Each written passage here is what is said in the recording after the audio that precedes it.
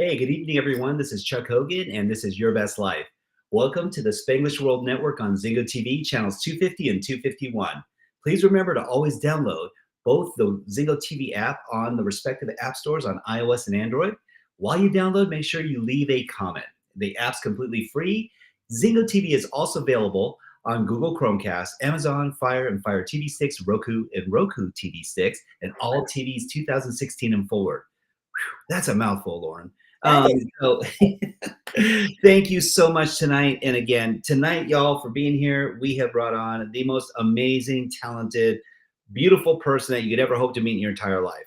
oh, Now, why do I say that? Because I've known her for many, many, many years, and she always looks spry and drop dead gorgeous. But she's a mom, she's an entrepreneur, she's a world changer, she's an author, she's a public speaker. It'd probably be a shorter list if I just told you what she doesn't do. What she doesn't do is anything halfway or negative. So tonight, please welcome to the YBL show, my dear friend, Loren Lahav. And thank you for taking time out of your busy schedule, because y'all, this woman is a mover and a shaker, and she's living life at the highest level. So thank you for being here, my friend. well, I am beyond honored. That music got me going. I was dancing. I'm like, I'm glad you didn't turn the camera on because you would have seen the party happening right here. But thank you so much, Chuck. It is Oh, an it's a honor. pleasure. It's a to hear pleasure. from Hey, tonight, and this show is organic. So thank you all for always tuning in and sharing with us. It's important. This show is for about everyday people living everyday lives and trying to figure out how we can all grow together. We're all at these different places, and we're living some very interesting times right now. And Loren is someone who has an exceptional skill, and that is she sees the beauty in literally everyone, everything, all the time. I know, I don't know how she manages to do this, because in my plebeian mind, my 10 million-year-old monkey brain, it doesn't always get those distinctions, but somehow she finds the love, light, and happiness in things. And so, Loren, I really was hoping tonight you could share with us how do you find the time and the ability to take care of yourself, and through taking care of yourself, expand that where you get to share your story and your gifts with other people. Well, I think I learned it. I will, we always talk about the two best ways to learn are through stories and by putting people in an experience. And I love to read. I don't know about the rest of you, but my life really changed and making that a priority. There's two situations that I can think of. One was I read a book, and it was about the Delaney sisters. I don't know if anybody knows who the Delaney sisters were. They're the two African American sisters. One was the very first one to graduate from Emory Dental School, and they lived. They never had a phone, because they said the only reason that people use a phone is they want to know if you're alive or dead. So if they really want to see you, then they'll come out and visit you. And they were talking about their mother, that when she sat at her desk, and there was the Bible at her desk, and there was a picture of Abraham Lincoln and a picture of her family that were on the wall. And everybody knew when it was Mama's time, when Mama sat down at her desk. And for me, that I was like, I need to create that sacred space for myself. And so I think it started when Joss was born, which was 28 years ago. And everybody knows when it's Mama's time and my time, and it still is to this day. My husband laughs at me. It's pretty funny. He really wants me to put up a post about this. I'm in the bath, and everybody knows that it's my time when I go into the bath. And nobody bothers me. Like, I'll come home, and Ash will be, I'm like, I'm on my way home, Ash, and she will draw me a bath, right? And she knows it's Mama's time. So I think that creating a sacred space is really important. And what I love is that I noticed that my kids do that now, or that my spouse does now. So that was one thing. The other time was actually right before Joss was born, and I was working an event, and I'm sure I'm the only woman or a man out there that I'm sure men don't ever go through this challenge, but especially as women, we go through this challenge of playing the martyr. Like, I got to figure it out. I got to do it on my own. I got to go to the end. Like, what'll happen if I don't stay till the end? I was pregnant with Joss, and we were loading out an event, and it was like 3 a.m, And I am lying on the floor in the supply room, literally 7.5 months pregnant.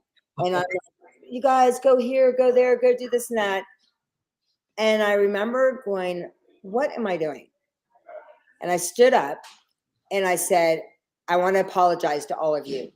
I have been playing a martyr right now. And I'm going and I'm about to have my first baby. And I am not being a great leader right now because I'm showing you that everything else is more important than taking care of me. And I'm leaving.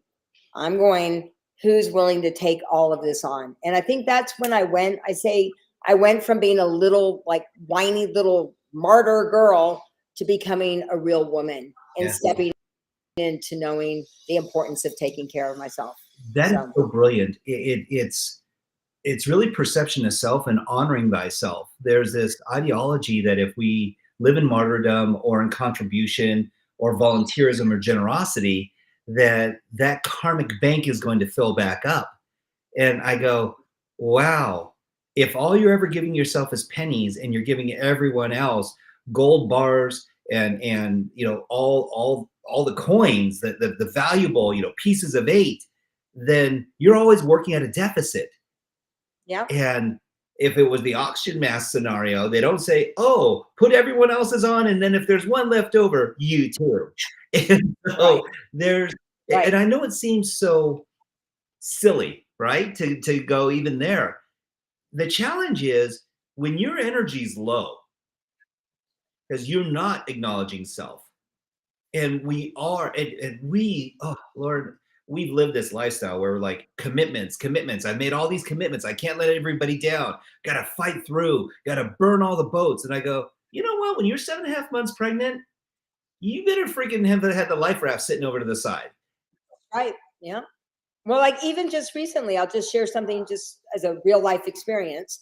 I'm setting up for an event that we're putting on this weekend. And so this morning I went to go set up at the studio, came home, some friends of mine are in town and they want to do a sourdough party.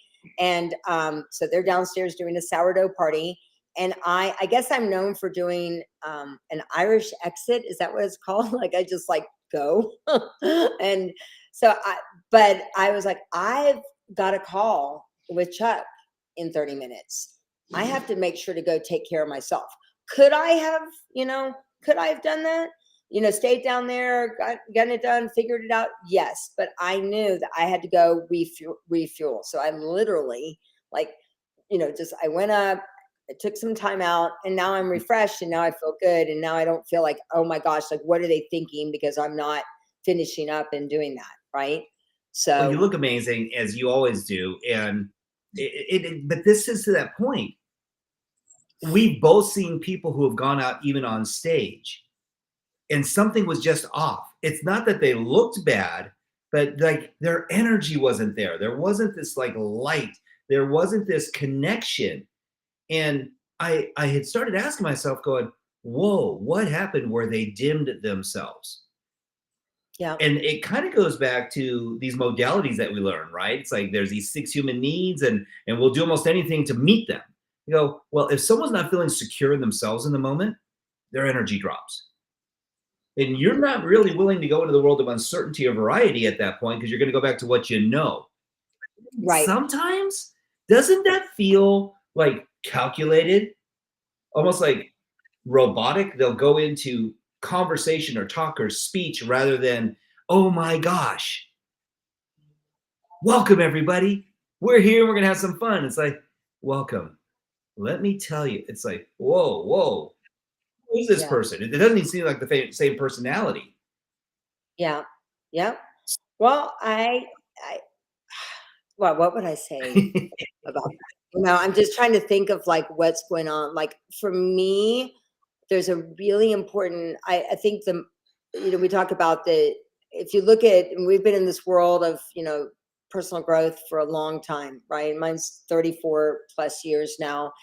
And I realize it always comes down to 4 things. Always comes down to 4 things. It's the identity that you have for yourself, right? Like you see, I'm obsessed with manifestation board, and it's not about things. There's probably like no things even on my board, if maybe like one thing on each board, but it's more about like, who do I need to become? How do I really want to be seen in the world? right? I want people to be able to come into my house. I always, whenever somebody comes to town, I'm like, come on over to my house, because I want them to see this is my life, right? Like somebody just said, the guy's over there putting the closet in for Asher, you know, like, man, there's a lot going on. Yes, but I want people to see that I walk my talk. Yes. In those but I think that it always comes down to 4 things: the identity that you have for yourself, right? The rituals that you do, like what are those rituals? We do our priorities, as we know, and the questions that we ask. And most people ask some pretty dang bad questions, and they wonder why they get those results. And then the people that you surround yourself with, your community, your tribe, whatever you want to call it. But if you really, you know, kind of like how you use the 6 human needs, you know, as a great barometer for things, I use those 4 things for me to help me show up at 100, you know, at that time. And if something's off, I look at, okay, what formula am I not following? Am I asking myself a question that's not serving me? Did I forget to do one of those rituals that I didn't do? Am I coming out here to really serve, or is it because of some other reason, you know, my ego or whatever that might happen sometimes? And then the tribe, I don't know about you, I don't say yes to everything. No. Like, I don't. And so I know when I say yes to something that's not true to me, then I'm going to be off. Yes. I'm serious. Like, and I feel it. Like, I know, like when it's like that, it's like, this is off. I know. So I've had those times of resistance yeses. You know, you're like going, okay, like we really need you. And you're like, oh, against my better judgment, I'm going to go ahead and do this. And I pray that they're going to get the best Chuck Hogan. I know that you, even on your worst day, is amazing. But when I've seen you when you're like on, you're like going, are there doves? Just did the skies open up? Because why? There's this energetic release that happens too. And to your point, I don't say yes to everything. That got me in some trouble in some different organizations, because I started saying maybe and then no. And they were like, oh, but you're the yes guy. And I go, I know, I'm growing up. Right. Yeah. And I love what you said, and thank you for this. Those rituals and better questions. I'm a simple guy. You know that in me. And I started making it all about, how do I need to feel? Because those 4 things that you talked about, I go, what's at the energetic center of all these? I go, feelings. Right. If I don't feel good about it, if I don't get that gut feeling or that spiritual or that head feeling, that heart feeling, I go, okay, wait a second, something's off. Yep. Absolutely. You know, it's funny that you said that, because we have a lot of tools in our toolbox. And me too. I'm kind of like attentional Kmart shopper. Like if a 3-year-old can't figure it out, then it's probably not, I shouldn't be teaching it, honestly. Like I would love to, I hear all my friends talk and go in depth about things. I'm like, can you just teach me, you know, like the simple things I can do, like, that to be able to explain this to a 3-year-old. And I don't know where I was going with this. What were you talking about? You said something. It's all about the What'd you say? feelings. It's the feelings, like that core. Oh, I know what it was. Yes, thank you. So I decided to take a tool that I've learned over the years, and I was going to apply it to every person when I had a conversation with people. Oh. So like even when you and I talked a couple weeks ago, and after our conversations, I'm like, how did I really feel after our conversation? And I was like, I felt freaking like elated. I felt excited. I felt inspired. I felt this and that. And literally every conversation that I have now, I go and I see, how did that really make me feel? Did I feel stressed? Did I feel like, oh man, they just want something, or, you know, like, and I have found the magic that has shown up in my life since I've done that. I've been attracting even more amazing people, right? Like I'm seriously, it's like, you don't kind of hang around, you don't call. It's kind of like no one's calling Loren unless like they know that it's gonna be lit up, right? Like that. Seriously, like I know that might sound a little woo woo to some people, and I think it's my energy that's putting that out there now. Yeah.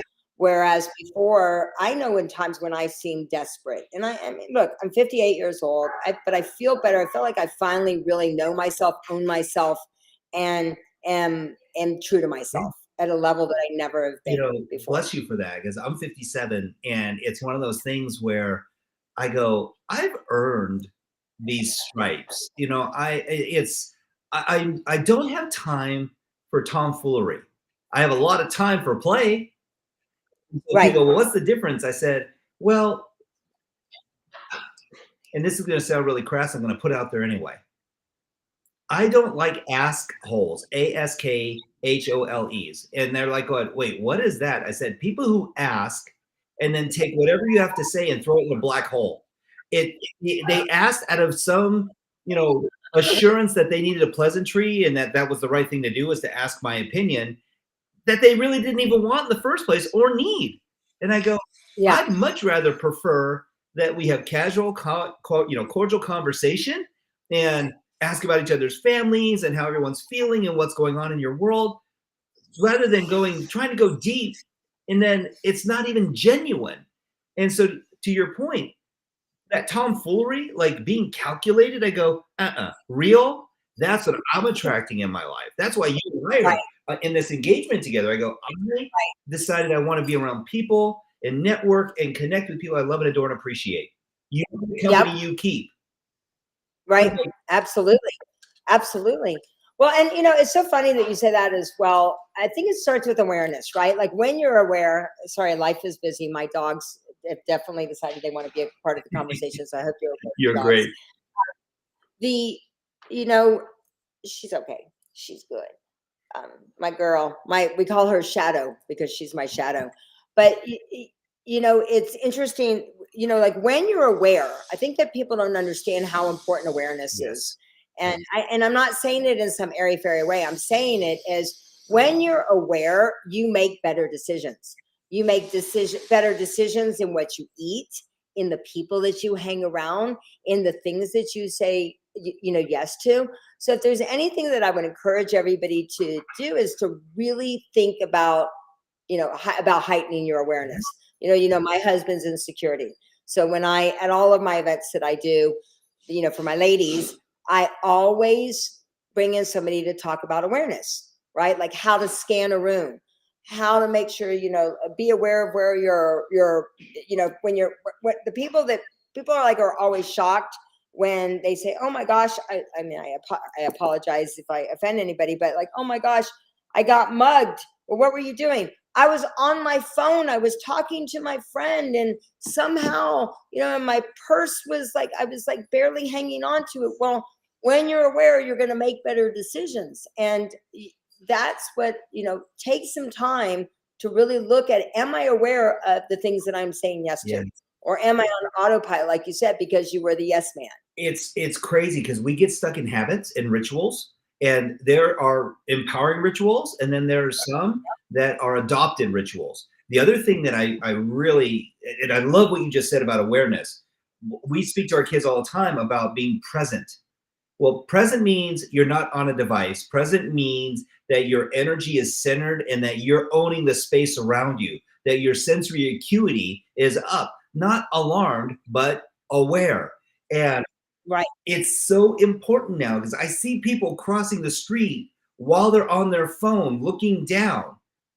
And it only takes one driver, and it doesn't even need to take a vehicle. It can be a scooter, it can be a bicycle messenger, it can be, and it's that impact can change you for the rest of your life. Was the call that important? Was the TikTok video you were watching at that time so imperative? Was the Instagram post? Because this whole ideology that reality is social media, and I go, no, it's a way of communicating. And yet, when you're in the middle of your sleep at night, are you plugged in, or are you downloading and releasing?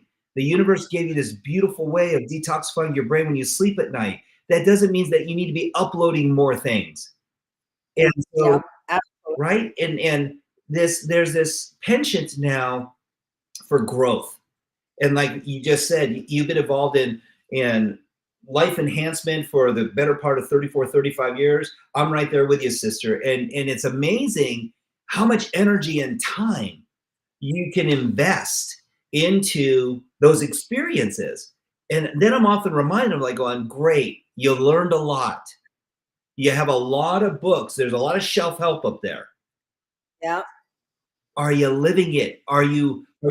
It's like you have this beautiful gym full of amazing brand new equipment, but the gym's 20 years old and the equipment is still brand freaking new. It's like, oh, are they just clothes hangers? Or are you actually going to lift those bad boys? Are you going to walk on one? Are you, it's like, wow, is that 3 inches of dust? Holy smokes, I didn't even know there was that much dust accumulation.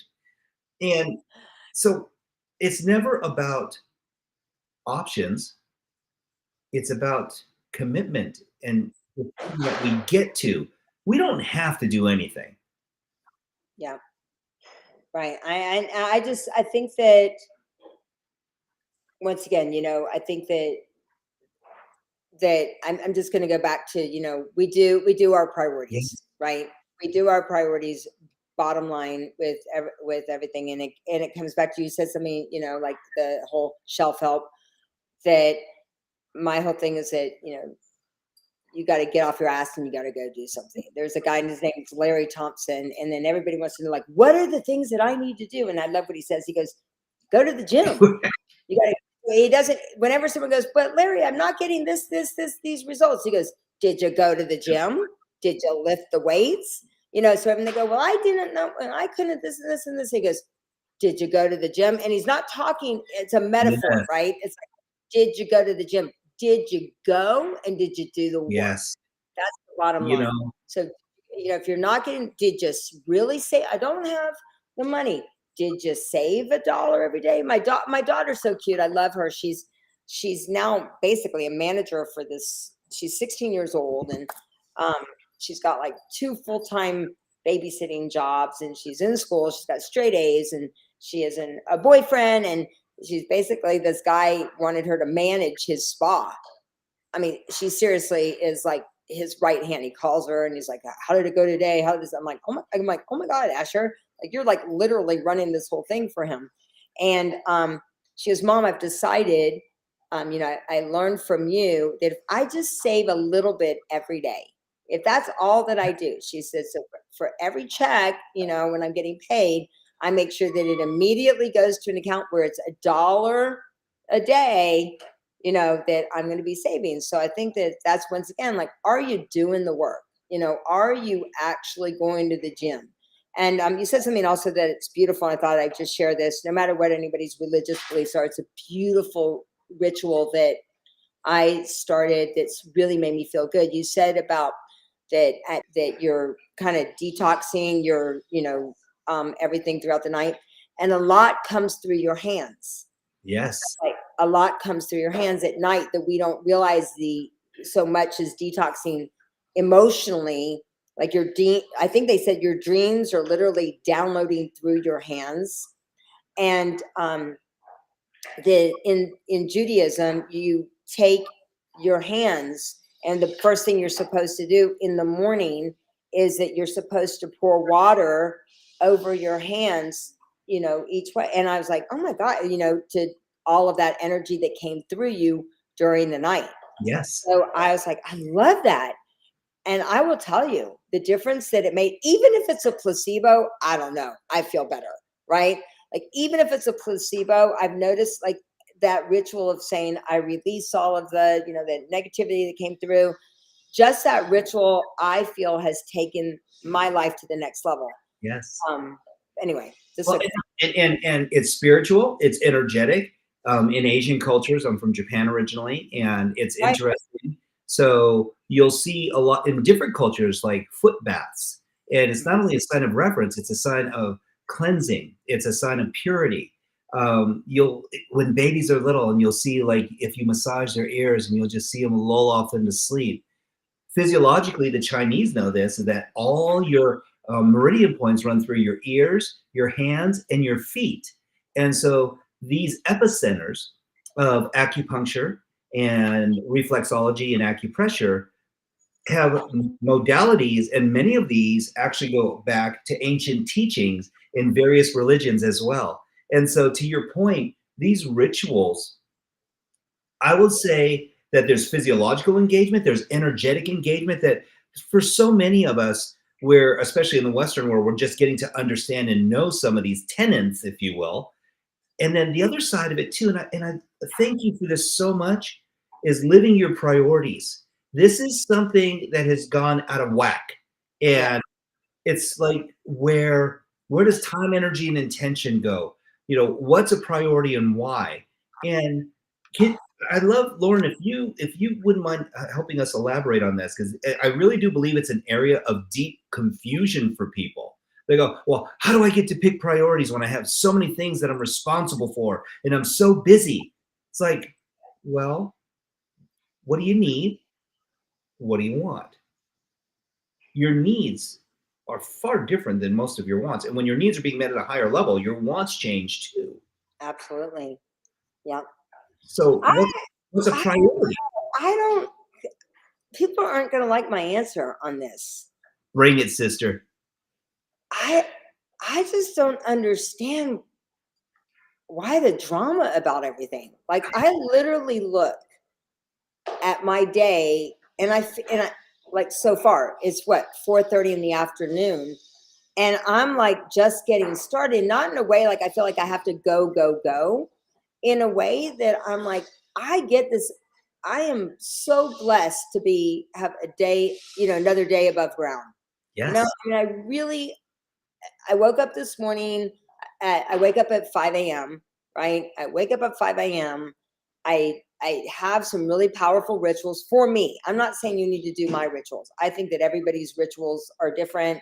I think that, because once again, I don't know what's going on in someone's lives. I mean, I have a 5-minute meeting with God. I look out at the red rocks. I open up my, sliding glass door. I go outside. I sit. I meditate. I don't know I'm not a sit-only meditation girl, but I'm like, do it in my way, right?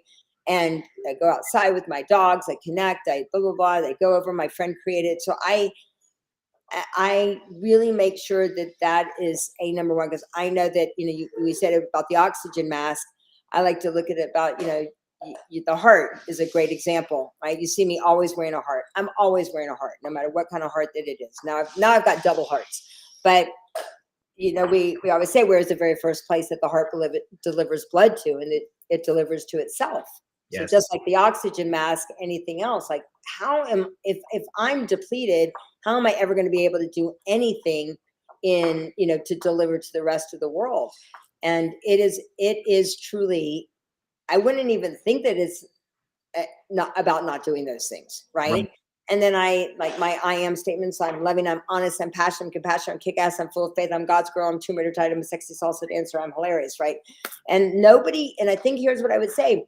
Nobody can take it away from you unless you give it to them. And we give our energy and our power way too much to people, and are like, you're not going to do that. Or how can you do that? Loren, you've already got this going on today. Yeah. And yes. Right. And so for me, I still took that time. When I get off the call with you, I'm going to go and I'm going to go in the bath for 30 minutes before I meet this other group that I need to meet. So I call it my take 5. Yes. Very simple. Yep. If you decided to take 5 minutes for your spirit every day, 5 minutes for your physical health every day, 5 minutes for your finances, 5 minutes for your contribution, right?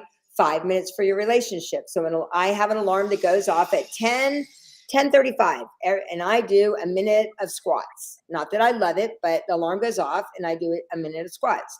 At 12:15, alarm goes off. It says, call someone or text someone that you love, right? So I take these, and so by the end of the day, take 5 minutes for just to sit and you're meeting with God, whatever that it is. And if you've done those things, you'll those excuses of I don't have any time, they just kind of disappear. I think the other, right? Well, and scheduling it. I love what you're doing, and that is, if you don't do it, you're not gonna. If you don't schedule it, you won't do it. Yeah. It's just it's like, oh, that would have been nice. Oh, that would have been a great. I'll say, oh, that's a great platitude to be able to go ahead and say, oh yes, that would in a perfect world. And I go, schedule it. Yeah. Because we overestimate the amount of time it takes to do things as well. I go, 5 minutes for a phone call. You can change your life and someone else's in 5 minutes. Yeah. Yeah. And I think that, like you just said, like I've decided to start something here in Las Vegas, and there's as you know, there's a lot of schools and people that aren't in the United States. I don't know if you know this is we have something that's called Title One. Title One are children that live below the poverty level, and then there's a program that's called Title One Hope. Those are children that live below the poverty level and are either homeless or they're living in transitional housing. So unfortunately, the majority of most kids unfortunately go to school, not just because they want to go to school, it's because they're hungry, right? So every other month, I've adopted a school here, and we go do birthday parties for kids who've never had a birthday. They don't even know. Lots of them don't even know when their birthday is. They just know the month, literally. Wow. So every other month we go and we do birthday parties for the kids from the month before and in the month that we're in. And I pick up Asher at school because she's like, Mom, I have to go to the birthday parties. And I'm like, think about that, Asher. That whole time took us 2.5 hours every month to help 115 kids a month, right? But we schedule it. Like, we've got the schedule for the rest of the year, right? We've got, everybody's all set of who's bringing the presents, who's bringing the pizza, who's bringing the cupcakes. It's not that difficult. So I would say, if you want to enjoy your life and you really want to live that fulfilled life, the more that you just get her done, like schedule it, you know, use the resources that are around you, think who can you bring in, you will have your best life. Right? Like, I love the name of your show. I love everything that you know, your best life. I mean, you know, we're here to live our best life. I truly believe that. Me too. And the only thing that is really stopping all of us, right, is the choices that we're making. The choices that we're making is what's stopping us from having your best. And then and if you were to really want to have your best life, you got to go back and look at the rituals that you're doing, the questions that you're asking, the identity that you have for yourself, and the people that you're hanging around. And you tell me after you really dug deep into those 4 things. And that's the deal, is that it can't just be surface. I'm finding so many people that get frightened of themselves, and because they're starting to have these feelings and emotions, and they're like going, oh, I've never been this happy before. And then there's this old story. Well, am I really deserving of happiness? And so they'll self-sabotage, and they'll start finding ways of screwing things up. They'll be in a great relationship and screw that up. And you're like going, whoa. So why? And here's what I would say to that. You know, I love what you said, something about time, energy, and intention.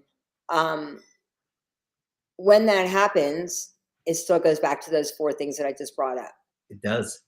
Right? It's like, when you do who are you surrounding yourself with? Because if you're really surrounding yourself with the right people, you probably wouldn't sabotage it in that way, right? People would be cheering you on. People would be helping you ask better questions. People would be doing, you'd be doing different things. You would be, and then that helps you with, like, remembering the truth. Like, I feel very blessed. Like, there's a lady sitting right across from me right now as I'm doing this with you, has been a friend for 30 plus years. Oh. And she is one of those people that, she'll kick me in the butt if I need it, to be like, Loren, what the hell are you doing now? That's not who you are. Right. So I think that you got to hold those people really close to you, and seek out those people that are that it's no BS. Like, I have a part in my planner that I did, and the part that I really want people to do are my accountability buddies. And those, they give me a kick in the butt when I need to hear it, and not let me get away with excuses. That's how it's done. And so I got a list on here, the ones who I know they're going to kick me in the butt, and they're going to, like, hold me to it. Otherwise, it's authenticity is something that you have always exuded. It's one of the many attributes I've loved about you. And it's one of the things that attracted me to my wife. She is one of the most pure, authentic people.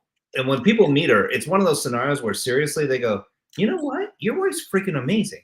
I go, I know. And they go, you're okay too, but your wife, like, oh my, she's next level. Well, but And you know, not everybody loves me. Like, I'll just tell you, like, I mean, like, cause I'll kick you in the butt and I'll hug you. And some people don't want it. Like, some people don't want it, and that's okay. I am not for everybody. Trust right. me. Right. Oh, Like, I mean, you've seen it with people. Like, sometimes people like, but here's what I do know. My intention is always good. Like, yes. I know, like, some people might go, oh gosh, she's a lot. I am a lot. I do things messy.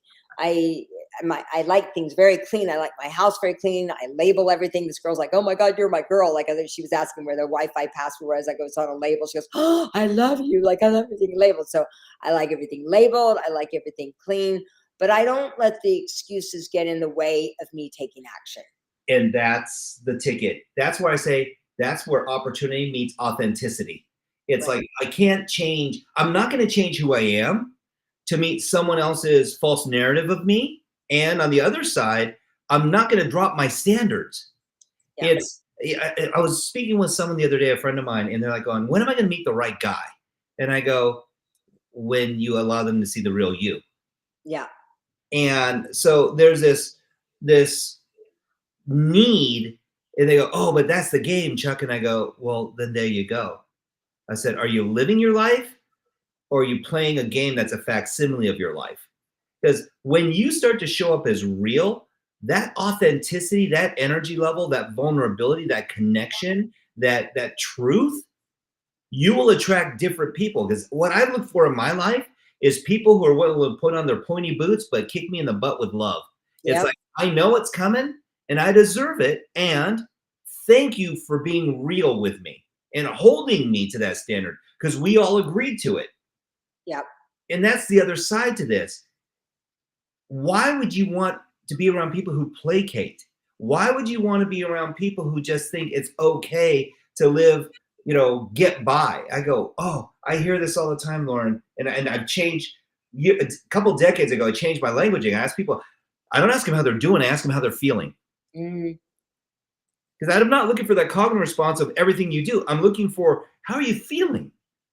Because that's the quality of your life is in direct proportion to how you feel. I think people are just, I think, I mean, I like to walk around. It's interesting that you say that. So share another story real quick. My Please. mom is like the female Nathan Lane. If you've ever met my mom, I think you met my mom. And she's like, oh, very dramatic and very big with her movements. And 17 years ago, when I just moved here to Vegas, my mom was living here as well. And my mom went to Whole Foods. I was not with her. She went to Whole Foods and she saw this woman in the parking lot. And she went up to him and she goes, oh, you have got the most beautiful body I've ever seen of someone. And the lady started crying and collapsed into my mom's arms. The lady goes, I can't tell you how much that means to me, because a month ago, my son passed away. And she handed my mom this little card. It's like a little card and it had little mountains on it. And on the outside of it, it said, be kind like Josh. And so my mom brought it to me. She goes, this is something, looks like something that you would like. So it was a little card in it, and almost like a little envelope. Mm-hmm. And I go, Mom, did you read this? And she goes, no, this lady gave it to me. Her son passed away. And so I opened it up, and what it was a Cold Stone gift card. And what it was for was for the valet guy. So when someone was nice to the valet guy would give it to the customer, this gift card. Well, the story was about her son, Josh, and about just be kind to people, just be kind. That started, I don't know if you're familiar with the whole Be Kind campaign. Yes. That is because of this woman, the one that my mom ran into the parking lot. That was her that started this whole thing. And I think the really reason that I brought that up is that 5 minutes, if you take that 5 minutes just to call that person, you really do have no idea. And you're not doing it for them. You're doing it, I have a little sign that every time I go through my garage, it's from Jerry McKinney. And it's from, Ireland. Yes. And right there beside it also, it says, just do the right thing every doggone day of your life. Absolutely. Just do the right thing. Don't do it because someone's expecting you to do it because it fills you, right? So my mom said that to that woman because it made my mom, she was like, I just, I just want to make someone feel good. But she didn't do it. She also did it for herself because she knew that why wouldn't I tell that woman she looks beautiful? Why wouldn't I do those things? So why wouldn't you take the time to make the things that you say you want your best life? Like, why wouldn't you do those things? And the noise is always going to be there. You got to turn off the noise. It's way too much noise. There's all kinds of static running in the background, and what you just shared, and thank you for the story with your mom. It doesn't surprise me one iota. It's interesting. It's people who are open will share, and that innate sharing equals caring. It's not even something that has to be this what seems so simple. And we've seen this. You can be walking by someone and just say, "Have a great day," and you see them light up. Sometimes it's just a smile. Yeah. Or, like a thumbs up, or it's okay. And it's remarkable to see how that can change the disposition. There's a commercial that played a couple years ago, and it was kind of like passing it on. Like, young man helps a woman across the street, and so she's inside this place, and this person doesn't have enough to make, the payment for their groceries, so she pays for the groceries. Then this person bakes a cake for someone who's having a party. And it's like, it just keeps escalating on and on and on and on. And it's this pay this forward ideology. Yep. And to see the smiles, and I know it's a commercial that I go, wow. No, but it's kind of like I go to Coffee Bean. I don't know if you have Coffee Bean and Tea Leaf here. And a company, I forgot the name of the company. It was a security company. They paid all day for people to get free coffees in the drive-through. Yes. Right. And even though they paid for it, every time, guess what happened? Oh, it passed it on. Said, you know what? I'm just gonna pay for the person behind me. And then it's already been paid by this company. They go, no, that's okay. I think I'm just gonna pay for the person behind me. So you never know the ripple effect that you are gonna start. Exactly. I have a buddy, and his favorite thing is he'll go to like Starbucks and get a bottle of water, and he'll give $100 bill. Oh wow! And he'll go 15% for you. Wow. The rest of it, use it as long as it lasts till whoever's left. And they're like, "Are you sure, sir?" And he goes, "Absolutely." And one time he did this, he drove around the front and then just sat and watched people as they were driving through. And to see the smiles on their faces, and to see them like pep up, and he goes, that just felt so good. And he goes, something that seems so incidental, yet a complete stranger offering something as simple as to gift you a beverage. Yeah. I know we got to get back to it. The people, I know there's a lot of darkness in the world, but we talk about this all the time that, darkness is going to be there. There's always going to be there, but it's, but it's our responsibility to be the light in the time of darkness. Right. And guess what? There can't be light unless there's darkness. So we need to be that. So I think that people have to realize that it's got to be there so that we can wake up and remember that it's our responsibility to do all these things and really live our best life. I mean, it's that contrast is so important, Loren. And oftentimes people are trying to be so laser focused. And I remind people, a laser in the pitch black is very hard to find your target. A flashlight will light up a space. A floodlight will light up a wall. Just turn on the flicking light switch and illuminate the entire room so you can see opportunities. In this way, we don't need to discriminate. We don't need to judge, compare, contrast. We get to just turn the light on. I love that. And there's also the sanctity of shutting the lights off. Yeah. Sometimes just reducing all the light pollution, you need to see up in the night sky. You can see the North Star, you can see Venus, you can see the constellations. And slowing down is a beautiful thing too. Yeah. I love to always say, sometimes you got to slow down so you can speed up, right? And it's imperative. But then you got to get back out there. You got to get back on first. Like I see a lot of people that I've seen them slow down, and they just kind of like this is good, slow. They find the hammock. You're like going, okay, no, that's not what I meant. Loren, so for people to connect more with you, because you are such, if you haven't had a chance to meet this woman in person, if you haven't had a chance to go to an event or hear her message or experience her, Loren, where can people go to find you? They can just go to LorenLahav.com. I mean, my big focus right now, as you know, is the Own Your Worth experience that I have happening. Yes. March the 9th is a full awesome day. I'd love to gift, whoever you want, if they can tell you why they're living their best life, why they're living your best life. You have to let Chuck know. Anybody that comments here and tells us why you're living your best life or messages, I don't know how you want to do it, but that's the Own Your Worth experience. It's never too early to own your worth, and it's never too late to own your worth. So that's my passion right now, is really building that. So. You are such a treat. And again, thank you, my friend, for taking time. I do so know how busy you are, and thank your family as well, because you have so many different responsibilities, and just know that you're making a difference in this world. Daphne, Chuck said, thank you. So I'm going to remind everyone as well. And again, Loren, we love you. Thank you, honey. This show on the Spanglish World Radio Network. Please check us out for all the news and the programming. Spanglish World. Watch it, hear it, read it, download it, and live it. Thank you.